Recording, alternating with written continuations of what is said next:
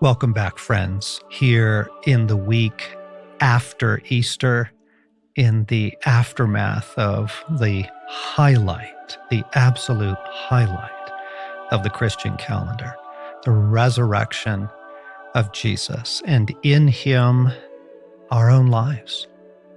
Before we jump in here in the week of April 10th, let's do what we always do. Let's pause. Let's release everything to Jesus, all people, projects, emails, work, your kids, everything. Let's find him. Let's center ourselves in him. Let this be a moment of sanity in the midst of the chaos.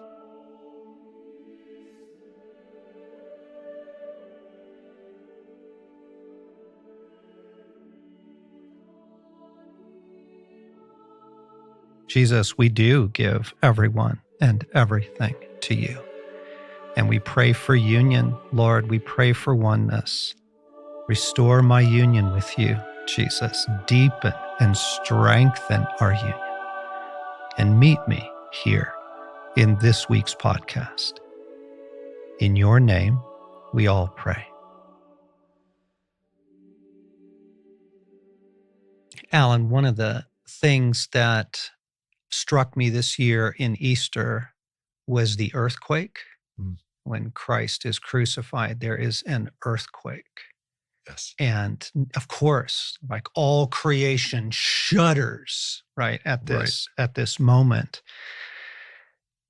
I'm struck by it because I've been thinking a lot about shakings and how they happen in the world. God in some of those shakings, not all of them, but some of them. And I found myself wondering as we head into this podcast that we want to bring to our friends, a really important word that we want to bring to our friends. I found myself wondering, Alan, did we learn anything from 2020? I want to say, yes, we all learned a whole lot because it was a moment in time we should have been changed forever by in terms of how we see what's going on around us and how to live from that point forward. But I don't think so. And I think probably that's because there's something in humanity that just wants to get back to the story that they were in, not necessarily the story God's telling or where it's headed. Oh my gosh. Yes. Human nature, right? Just get me out of it and I'll be fine. Right. And 2020 was a profound shaking, and it revealed so much about us, where our hopes lie, how deeply rooted we are or are not in Christ. And God called it a dress rehearsal to many of our friends. Many people heard that prophetic word. It was a dress rehearsal. And you're like, whoa, wait a second. Yes. Well, then what's opening night? Right. I mean, gang, we're not about to drop a bomb here, but okay. So here's a story. There have been some wildfires in Colorado already this year. I mean, we're barely out of winter. Right. And there have been several fires. And because of the direction of the wind, the other night here in Colorado Springs, in the middle of the night, I woke up to smoke, the smell of smoke in the house. And it was profound enough that it shook me. It got me up. And then I thought, oh my goodness, like, did I leave the barbecue on? Is the house on fire? You know what? Get up, go out, look around. But mostly I went and looked on the hills behind us and said, how close is this? It shook me. And I was watching my reaction to being shaken again, like, oh no, here comes another natural disaster, a large event. Yes. Is it an evacuation of the neighborhood like many of us faced a number of years ago in the Waldo Canyon fire? All that happens in a moment. You just, right, you just get a whiff of, a whiff of smoke, and suddenly the triggers of trauma go off in the soul, and coping mechanisms. How am I going to respond to this?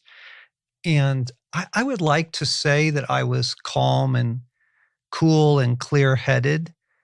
I was a little, but not as much as I would like to be. And it got me thinking about, wait a second, wait a second. We all just lived not that long ago through a massive global shaking Right. that was meant to prepare us to kind of say, hey, folks, get your house in order. Like, where are you grounded in? What are your dailies? What do you do to be a resilient person so that next time something Right. rolls through, right? Right. Yeah. And then you had the bank scares of several weeks ago here in the US, but also the Swiss bank that needed to be bailed out. You go, whoa, hang on a second.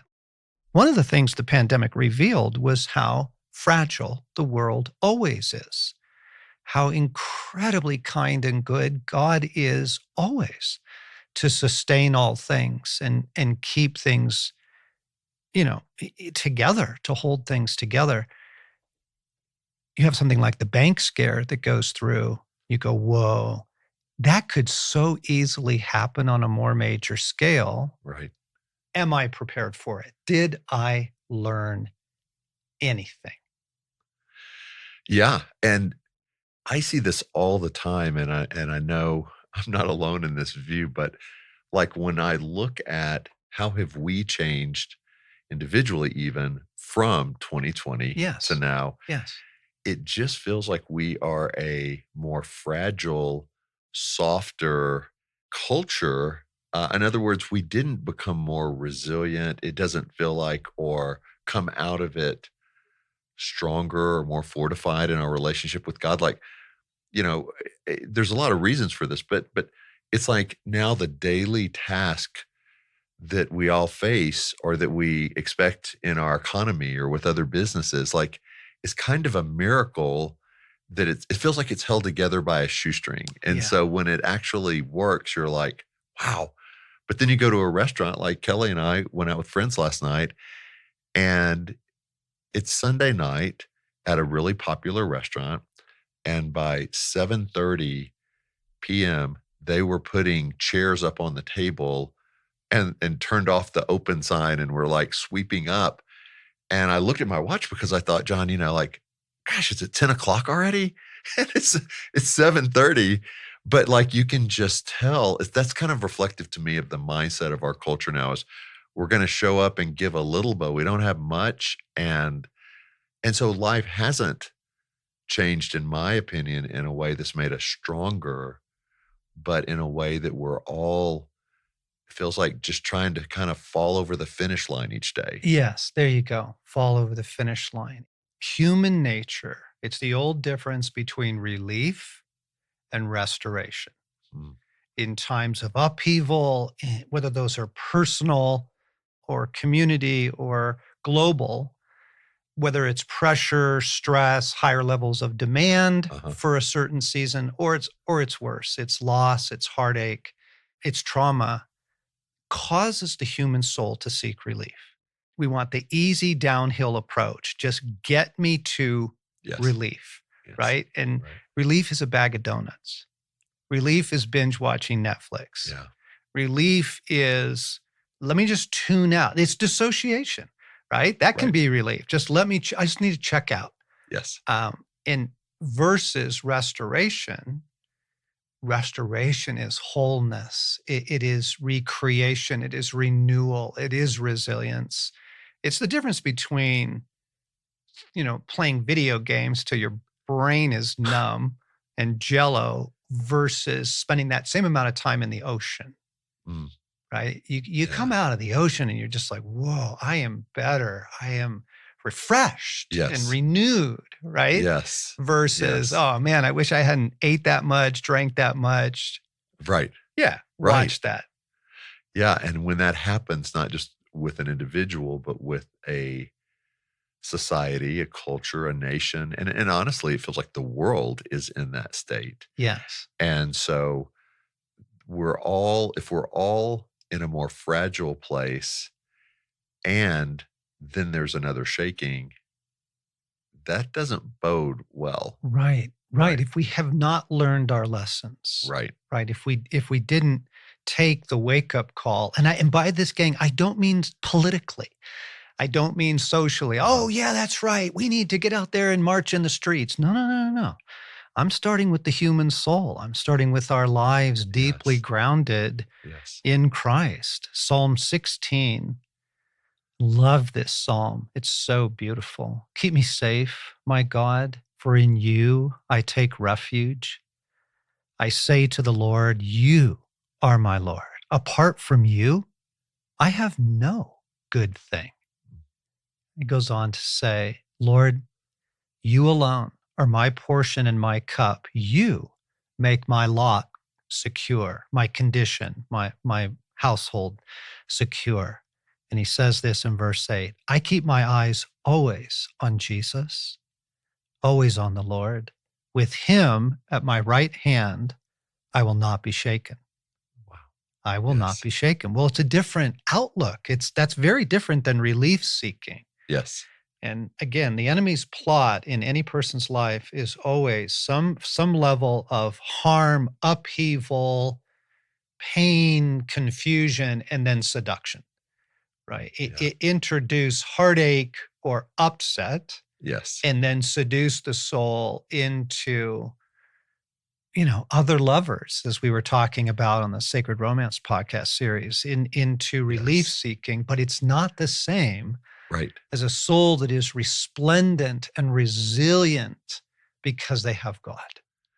And the only way to not be shaken is to put that trust in Jesus, because anything else in the world can be shaken. Our 401k plan can be shaken.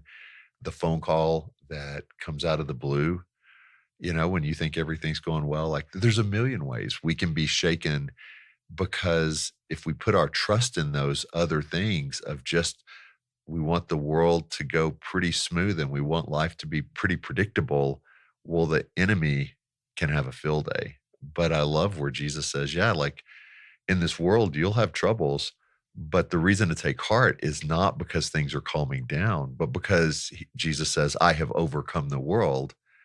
And that's actually our offer for peace, or to be unshaken. Exactly. So I've been getting several different emails and texts over the last couple months. I'd say over the last 4 months from friends around the world who have a little bit more of that prophetic gifting. They seem to hear a little bit more clearly from God. They're a little bit more Yes. dialed in. And what's important is they have the maturity not to read their own agendas into it. Mm. That's the messiness of the prophetic world, is that it comes through very broken people. Yeah. All of us are Yeah. very broken people, and we bring our agendas, we bring our presuppositions to it. So Jesus says something like, hey, I'm about to do something big, and if you want political reform, then you go, oh, I knew it. Okay, here, politics is going to change. And he didn't say anything. Yeah. You just wrote that into it. Or he says, hey, I've got something new for you. And what you've been hoping for is to get out of your current job. And so you just go straight to, oh, I know what that is. There was a daily reading on that recently where it was called Filling in the Blanks. Okay. Uh-huh. And what we do is we hear something from God, but then in our own desires, inclinations, frankly, prejudices, we fill in what we think it is God is saying versus Yes. staying with more. Well, explain that to me, Lord. Say more about new. Yes. Say more about something good is coming to your life. I'd say more, Jesus. I think it's I'm going to get married, but that may not be what you're saying. Say more. So you hear the maturity that's needed there. Yes. Yeah, yeah. This is Amen. what messes up so much of the prophetic, is that people hear words, get words, or offer words for others, but they're so filled with, or they're coming through their brokenness Mhm. and therefore their own grid, their own Yes. interpretation. Anyhow, these words have not been these emails and texts that I've been receiving have been coming through pretty mature people that don't have an agenda. And I want to read one to you now. This guy writes, more shaking is coming. A storm is brewing. You can feel it on the horizon. You can sense it in your spirit. You can read it between the headlines. It's as if we're all waiting on something, but we're not sure what it is. We're at a tipping point. The enemy knows his time is short. A massive shift is coming. Okay, so now again, listeners, like, do you already see yourself immediately filling in the blanks? Oh, I knew it. I knew it. It's the economy. I knew it. We got to go. We got to get everything out of buy gold, Right. dig a hole in the backyard. Do you hear, friends? Yeah. I just want to point out, are you aware as I read that of how you are reading into it, your biases, your prejudices, your assumptions or fears? Yes. Right. Okay. Don't let all that go and just say, what's fascinating about this word is this line in this text. It's as if we're all waiting on something, but we're not sure what it is. Some sort of tipping point, some sort of shift is coming. I think that's true. I sense it in my own spirit. I see other people, but we're not quite sure what to do with that. Everybody senses it at some level. Right. And then they start reading into it. Oh, yeah, it's the school board, it's politics. No, it's the economy. Oh, it's the church. A great revival is coming. Well, it's because they're inclined towards revival, or they just want, you see what I'm saying? I do. Yeah. So Jesus, right now, we just say, catch us, catch our hearts. We don't want to turn to the right or to the left. We just want to give you our attention. Yeah. The Psalm says, because I've set Jesus directly in front of me, I will not be shaken. So, Lord, interesting. What are you saying? Yeah. And what stood out to me in what you just read, in addition to what you were naming, is the enemy does know his time is short.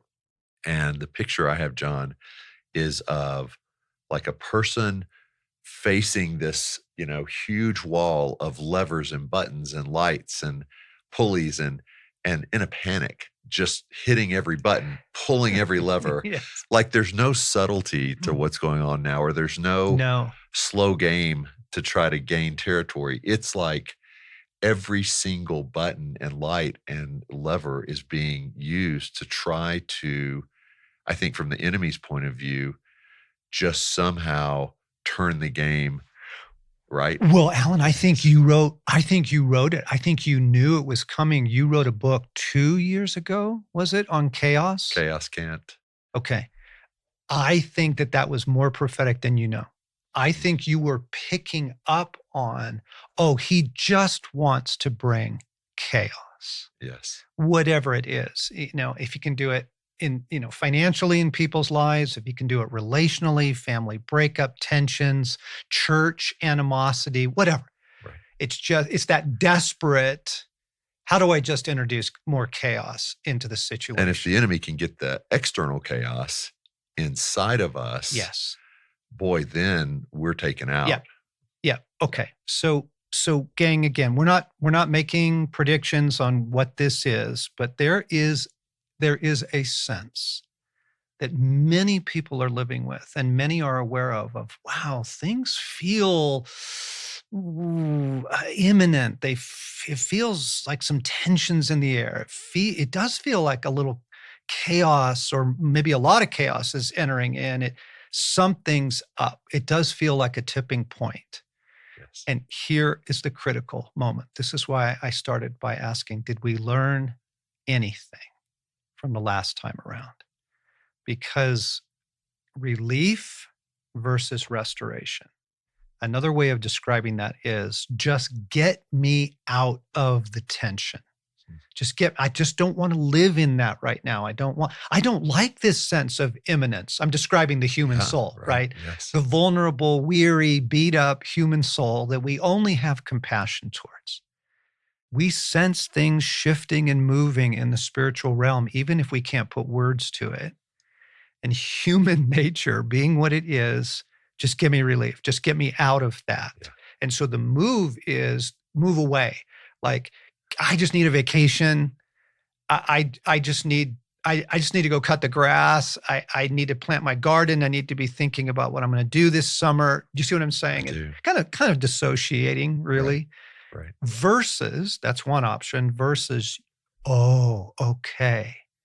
This sense of imminence, this sense of, something, some sort of tipping point is approaching. I want to be more deeply grounded in God. And therefore, I am redoubling my life in God. All those things that are valuable to me, which for everybody gets forgotten and Yeah. worn away. And we go, oh yeah, I don't pray in the morning anymore. And I used to listen to a lot more worship than I do now. Right. Yeah, Yeah. okay. The choice towards restoration versus relief in this moment is to turn away from just get me out of the tension and towards, oh, my life in God again. I am redoubling my life in God. I'm clearing that sacred space in my morning and in my evening. I'm taking my lunches back. I'm taking my commute back. And instead of relief, what I'm looking for is God. Because I have set the Lord before me, because I have set Jesus directly before me, it's your attention. What has your attention? I will not be shaken. Yes. And how do we set before us, our eyes, a life that is what God calls us to live as citizens of the coming kingdom, Yes. right? Versus the world's answers of, oh, well, when this happens, just do this, or this is the best response, or just shut down, or just give in, or just, redefine how you see life. And when we do it the way you're describing, John, with restoration, well, then we can have this solid rock to be on in the midst of the shaking, in the Yes. midst of the chaos, but we won't get that a minute before we need it, right? Like we have to live that before we need it. Yes, that's good. We build towards it. Yes. You build towards it. So again, friends, just listen to your presuppositions going on as we're sharing this podcast. Listen to what your soul is doing to this because there's a weariness that goes, oh, you're kidding me. Don't introduce more chaos into the world, please. I'm just Yeah. treading water. Okay, that's all right. Pay attention to that weariness. That needs God. And then there's presuppositions you're bringing, like, I knew it, right? There's great political upheaval coming. Yoo-hoo, this is our moment. You go, no, no, no. Jesus didn't actually say anything about that in this podcast, in these prophecies, in these words. No, I hang on with your presumptions, even the presumption of revival, which is fascinating. We've been watching. Yes, God is at work in the world. He really is. Yes.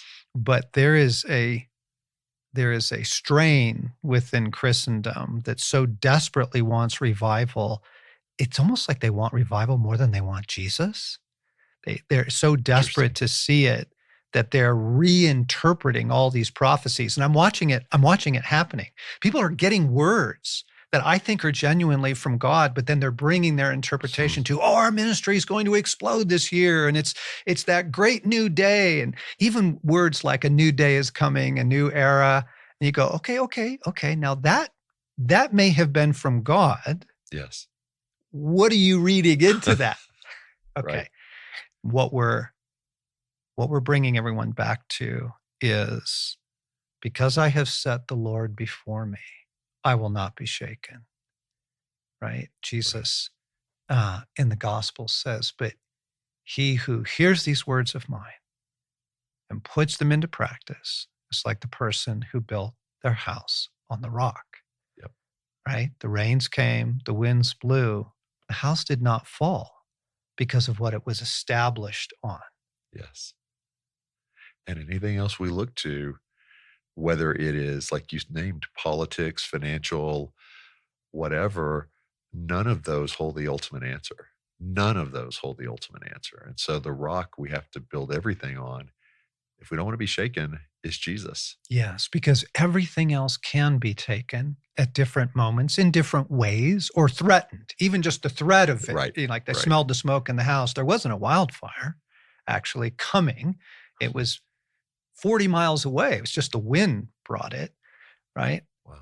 That even the threat of shaking can shake people. We don't want to be Yeah, shaken. We yeah. want to take our vulnerable, tender souls into the care of God. And so, gang, we've done so many podcasts on this in the last couple of years, but please come back to your morning prayers. And if you need some help and guidance, get on the Wild at Heart app or on the website on the section on prayers and dive into some of those. The daily prayer, the life prayer. Please get worship into your life daily. I do it often. I do it in the morning as part of my time with God. I play it in the car in my commute, and Stacy and I do it in the evening before our bedtime prayers. A new thought to you might be begin to practice communion, taking communion on a regular basis. Don't wait for the church to do it. Now, some of you are in church traditions where it's done every week, and that's fantastic. Um, and obviously, our Catholic friends are taking the Eucharist every Mass. But on a personal basis, if you can, and if your faith and your theology allows you to do this, the practice of taking communion, it strengthens your life in God. It strengthens you. It's cleansing. Daily practices that bring us back to rootedness, and also notice where you're going for relief. Notice where you keep turning, if only in your fantasies, for a sense of hope or a better day. Oh, I just got to get to that vacation, and turn all of that back into Jesus daily. You just go, I keep choosing you. I keep loving you.